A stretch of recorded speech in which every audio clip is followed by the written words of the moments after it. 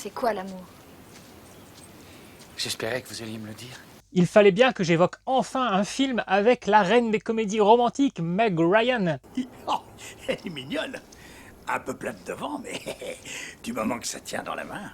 Ici en tandem avec le très bon mais aussi le très lunaire Nicolas Cage. Ce qui est bizarre est agréable.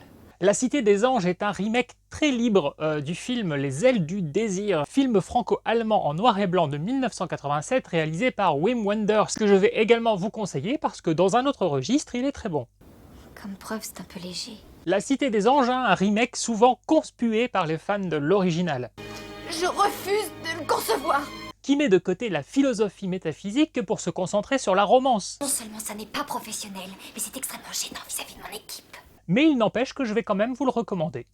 Ne faites pas ça. N'ayant pas eu connaissance de l'existence de ce film original quand je découvre La Cité des Anges vers mes 14 ans, j'ai simplement savouré le spectacle de Nicolas Cage et Meg Ryan qui tombent amoureux. Et ils ont... Maggie est chirurgien et elle souffre de la perte d'un patient. Elle va rencontrer Seth, un ange qui veille entre autres sur ses patients.